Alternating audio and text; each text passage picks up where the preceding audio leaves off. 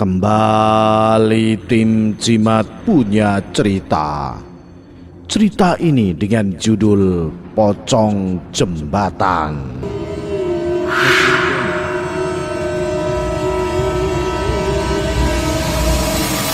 Di saat senja itu langit tampak cerah. Sang Dewi Malam mulai menampakkan sinarnya dengan malu-malu dari ufuk barat. Sore itu, sebut saja namanya Yuda dan Rifai. Dia berencana untuk pergi menonton sebuah grup dangdut yang saat itu pentas di desanya. "Yakin kita mau berduaan nih?" tanya Yuda tampak keraguan di wajahnya. "Iya, Tony sama Irfan gak jadi ikut," jawab Rifai. Suaranya jelas menunjukkan kekesalan. "Udahlah, kita nonton saja. Peduli apa dengan hantu Nina yang menghuni jembatan Kulon Kae? Ayo, yang berangkat." Yuda berpikir sejenak. Terlihat ia sangat bingung untuk menerima ajakan Rifai. Bayangan hantu Nina terus mengganggu pikirannya. Iya, sebut saja namanya Nina, merupakan seorang gadis yang meninggal belum lama ini. Ia meninggal dengan cara yang tidak wajar. Jenazahnya ditemukan tanpa busana di pinggir kali Kulon, sebuah kali yang airnya mengalir deras di sebelah barat desa. Dari jenazahnya jelas Nina meninggal karena diperkosa secara brutal. Karena jenazahnya ditemukan sudah membusuk dan diperkirakan sudah meninggal selama 3 atau 5 hari. Setelah ditemukannya jenazah Nina, warga desa sangat gempar. Karena kabarnya Nina gentayangan. Arwahnya sering mengetuk-ngetuk rumah warga saat tengah malam. Selain itu, kabarnya setiap warga yang melintas di jembatan Kulon itu juga akan bertemu hantu Nina. Hantu itu menyetop setiap pengendara motor yang melintas tengah malam di jembatan itu. Sudah banyak warga yang bertemu dengan hantu Nina, bahkan ayah Yuda sendiri. Hal itulah yang membuat Yuda merasa ketakutan untuk pergi nonton dangdut atau campur sari istana.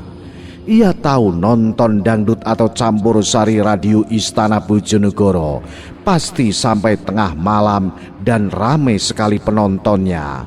Dan ia takut pulangnya akan bertemu hantu Nina di jembatan Kulon Omah itu. "Udahlah, ayo kita berangkat, mumpung gak hujan juga.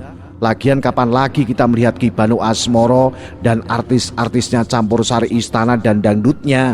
Ayo." Ujar Rifai terus mengajak Yuda. Karena Rifai terus-terusan memaksa, akhirnya Yuda menerima ajakannya juga.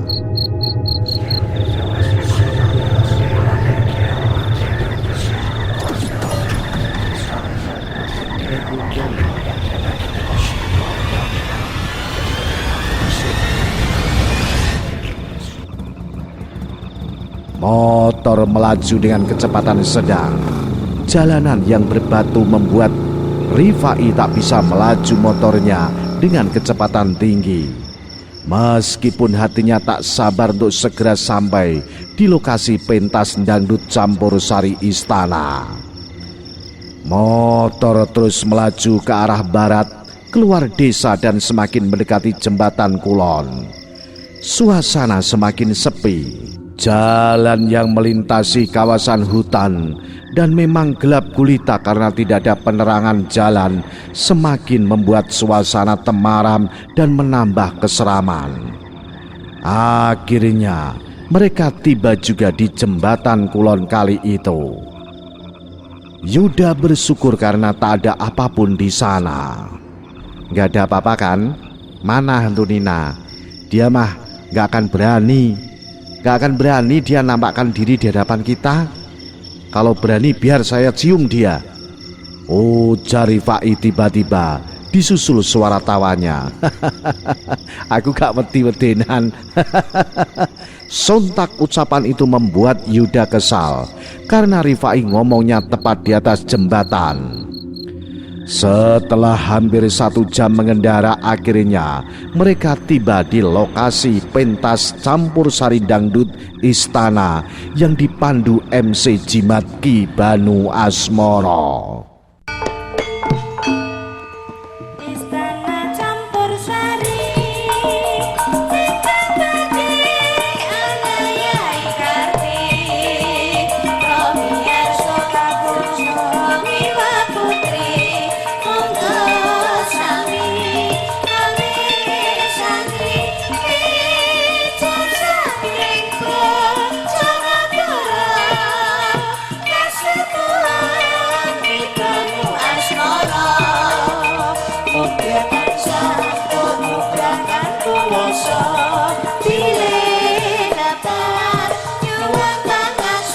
Rifai sedikit kesal karena ternyata pentas Istana Campur Sari Dangdut sudah dimulai.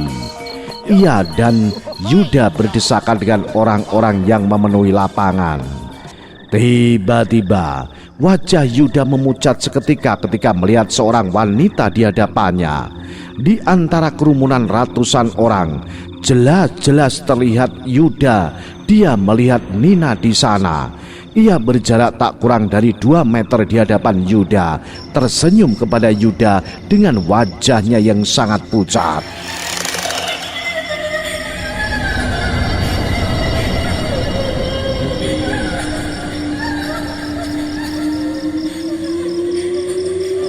Yuda mencoba untuk menghilangkan perasaan takutnya.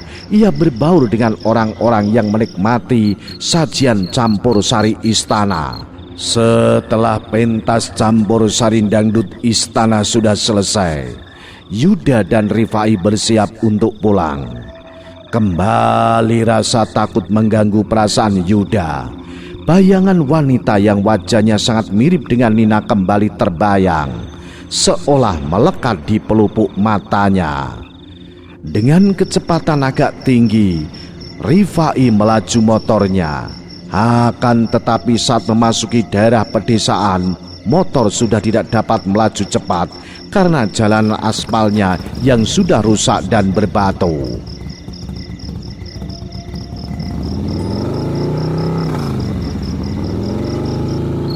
Motor terus melaju, semakin mendekati jembatan kulon itu.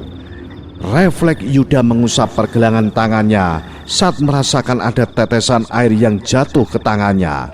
Ia menengadahkan wajahnya ke atas untuk melihat apakah langit mendung. Saat ia melihat ke atas sekelebat, ia melihat ada benda berwarna putih yang terbang. Hanya sesaat ia melihatnya, hanya dalam hitungan detik.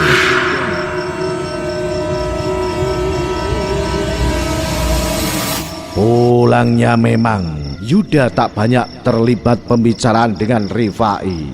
Selain lelah dan mengantuk, Yuda juga merasakan suasana sangat mencekam.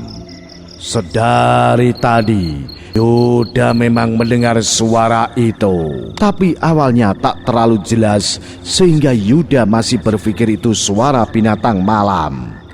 Tapi di antara suara deru dan mesin motor itu, Yuda mencoba fokus mendengarkan itu suara apa. Dan Yuda mulai yakin bahwa suara itu adalah suara orang merintih.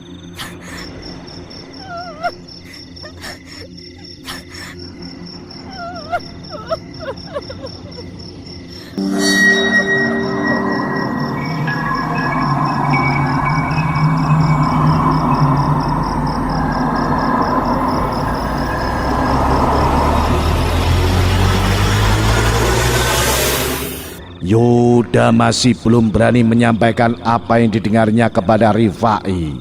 Dan ia benar-benar tersentak kaget, bahkan hampir jatuh dari motor saat tiba-tiba Rifai mengerem motornya sangat mendadak.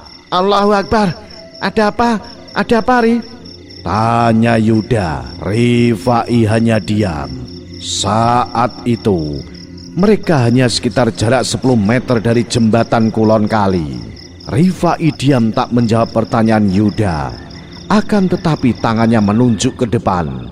Ternyata di sana, di atas jembatan, berdiri sosok pocong yang meskipun di dalam kegelapan, jelas mereka dapat melihat wajah pocong itu yang merupakan wajah Nina. "Ya Allah, pocong Rif, pocong!" seru Yuda dengan suara gemetar. Ya saya tahu itu pocong. Siapa bilang itu bencong?" jawab Rifai dengan suara yang juga gemetar. "Kita putar balik aja, kita ke rumah Dewi aja, kita nginep di sana." Rifai setengah dongkol mendengar saran Yuda. Dalam suasana kayak gini dia masih berpikir buat nginep di rumah cewek. Meskipun demikian, Rifai memutar motornya ke arah barat dan melaju dengan kencang. Meskipun jalanan berbatu, ia memutuskan untuk pergi ke rumah Dimas, kawan mereka di desa sebelah. Beruntung Dimas belum tidur karena dia juga baru pulang nonton campur sari istana. Itulah pengalamanku, pengalaman Yuda, pengalaman dari Rifai bertemu pocong jembatan Kulon. Salam Jimatres, salam satu misteri. Au.